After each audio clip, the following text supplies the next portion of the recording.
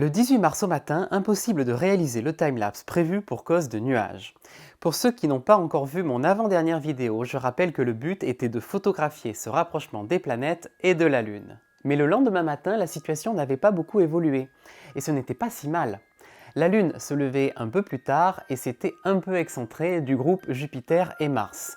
Mais au moins, ça permettait de profiter un peu plus de la brillance de la Voie lactée. Alors j'ai décidé de faire un timelapse ce jour-là avant le lever du jour entre 4h30 et 6h du matin. En plus de ce rapprochement, la constellation visée est celle du Sagittaire, l'une des plus riches en nébuleuses de tout le ciel. C'est d'ailleurs dans cette constellation que se trouve le centre de notre galaxie. Je rappelle que j'utilise un appareil photo classique avec un objectif de 50 mm. Et pourtant, un bon nombre de taches rouges apparaissent dans le ciel. Préparez-vous à un premier visionnage annoté, puis à un deuxième visionnage libre de toutes ces annotations.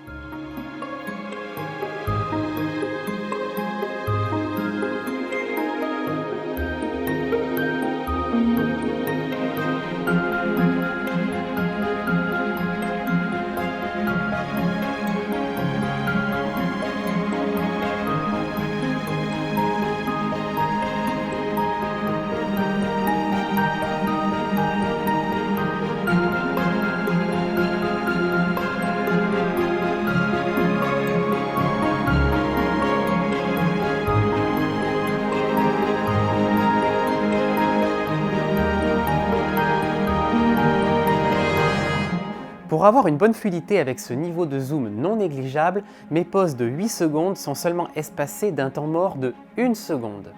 Autrement dit, quand une photo est terminée, la suivante démarre seulement 1 seconde plus tard. N'ayant pas de retour de l'image sur l'écran arrière de l'appareil photo, je ne peux pas faire de réglage et gérer l'arrivée du jour. Impossible donc d'effectuer une transition jour-nuit comme dans ma vidéo sur le lac de Gobe.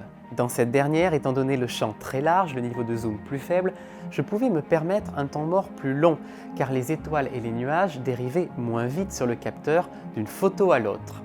Et avec un temps mort de 7 secondes, j'avais le temps de faire les réglages et gérer la transition jour-nuit. Mais je n'ai pas dit mon dernier mot. J'ai effectivement récemment reçu un accessoire assez inattendu qui va tout changer. Et je vais être capable de vous proposer des transitions jour-nuit fluides avec le niveau de zoom d'aujourd'hui. Mais ça, c'est pour une prochaine vidéo.